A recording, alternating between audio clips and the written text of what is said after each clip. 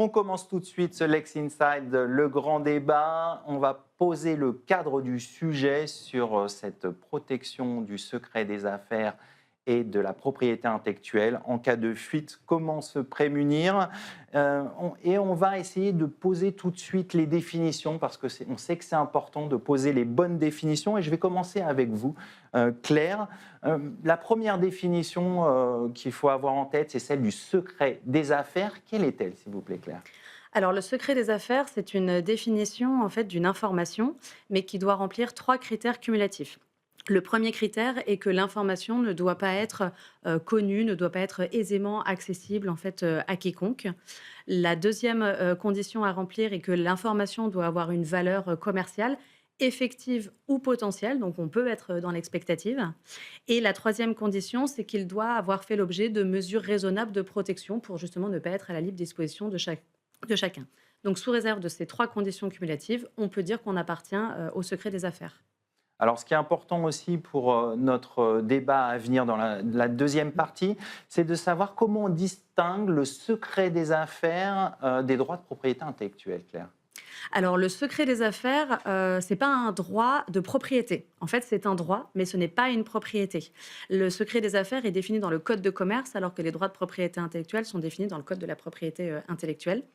Donc, le secret des affaires, c'est un droit qui va donner quand même des possibilités pour les entreprises de se défendre, mais ce n'est pas du tout la même chose qu'un droit de propriété où il y a un titre. En secret des affaires, on n'a pas de titre. En propriété intellectuelle, on en a. Et du coup, on a accès à des droits qui sont différents, des possibilités d'action pour les entreprises qui sont différentes également.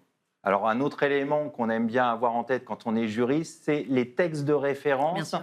Quels sont-ils sur le sujet? Alors, les textes de référence, bon, pour la propriété intellectuelle, je vous laisse voir tout le code de la propriété intellectuelle.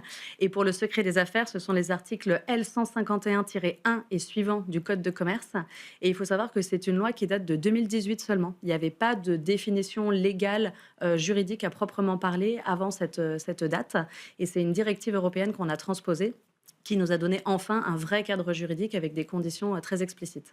Donc, on a un vrai cadre juridique, mais on va s'intéresser aussi aux enjeux économiques qui sont importants sur ce sujet et aussi l'aspect concurrentiel. Emmanuel, pouvez-vous nous rappeler quels sont les enjeux en la matière?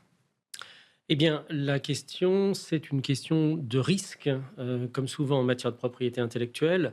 Euh, Est-ce qu'on va garder une information secrète ou est-ce qu'on va employer des moyens pour la protéger? Voilà.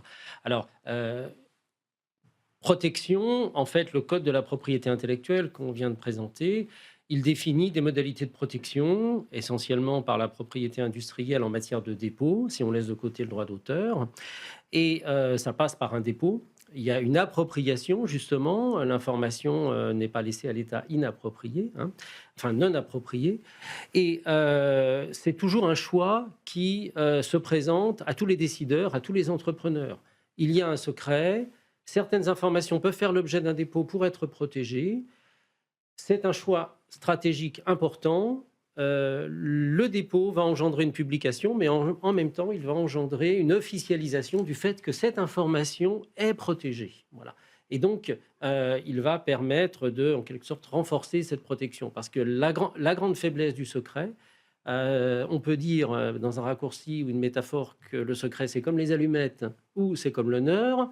Ça ne sert qu'une fois. C'est-à-dire qu'une fois que ce secret, l'information technique, commerciale, a été éventée par une indiscrétion, par une fuite X ou Y, eh bien, c'est fini, on ne peut plus la rattraper. Alors que ce qui se joue en matière de propriété industrielle, brevets, marques, dessins et modèles, protection de logiciels, dans certains cas, c'est une formalité de dépôt, une procédure qui va donner lieu à une publication officielle, qui va donc mettre l'information entre les mains du public, qui va pouvoir en prendre connaissance, mais par le même mécanisme qui va permettre de protéger ce sujet, hein. C'est le cas des inventions, des marques, des dessins et modèles. Voilà. Donc, il y a, en matière de brevets en particulier, il y a ce grand choix, cette décision stratégique à prendre pour les entrepreneurs. Qu'est-ce qui va faire qu'on va adopter telle ou telle stratégie? Plutôt de secret des affaires ou plutôt de propriété intellectuelle? Alors, il y a en fait tout un tas de considérations à prendre en compte. Euh, Prenons le cas des créations techniques, donc des inventions. On peut analyser si elles sont brevetables. Si elles sont de bonnes candidates pour faire l'objet d'un dépôt, le décideur peut décider d'en faire un dépôt de demande de brevet pour tenter de la protéger. Voilà, encore une fois, ça passe par un mécanisme de publication à 18 mois, qui est nécessaire. Et en contrepartie, l'effet du brevet, c'est une interdiction pour les tiers d'exploiter l'invention. S'ils décident de garder un procédé technique, par exemple, qui ne sort pas de l'usine, de le garder secret, et il n'y aura pas de publication. Les concurrents ne seront pas mis officiellement en connaissance du sujet, mais encore une fois, la moindre fuite, la moindre indiscrétion va engendrer une perte irrémédiable.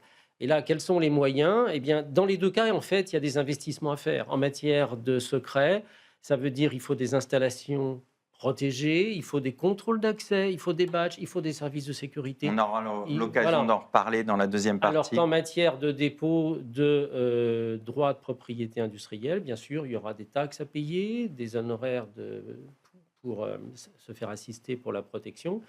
Mais dans les deux cas, il y a un investissement à faire. Voilà. Et on peut aussi changer de stratégie au cours de la vie de l'entreprise. En préparant cette émission, vous aviez évoqué le cas de Michelin, par exemple. Oui, j'ai évoqué le cas de Michelin, qui est un cas historique, un des plus connus qu'on cite au plan international, puisque Michelin, la grande entreprise qu'on ne cite pas, qui a des usines dans le monde entier, qui s'est développée depuis les années 70, 80, etc. Longtemps, c'est protégé par le secret, parce qu'il y a un grand nombre de méthodes qui étaient mises en œuvre pour la fabrication des pneumatiques qui, en théorie, ne sortaient pas des usines. Mais évidemment, comme dans toutes les entreprises, il y a des employés qui partent. Comment est-ce qu'on fait aussi pour contrôler, s'assurer que tout est bien confidentiel quand on a une usine à l'autre bout du monde? Eh bien, Michelin a fait évoluer sa doctrine et a progressivement, année après année, fait évoluer cette doctrine pour passer à une stratégie de dépôt beaucoup plus massive, y compris pour des choses qu'on ne voit pas sur les produits finaux, des procédés de fabrication que normalement on ne peut pas analyser en regardant le pneumatique qui est mis dans le commerce. Mais ils ont pris cette décision parce que finalement, divulguer ces procédés et en contrepartie avoir une protection, c'était plus efficace en matière industrielle. Claire, c'est des choses que vous voyez, vous, en tant que conseil pour vos clients, justement, cet arbitrage entre secret des affaires et propriété intellectuelle? Oui, oui, tout à fait. C'est quelque chose que l'on voit régulièrement avec, on discute de ces sujets avec nos clients.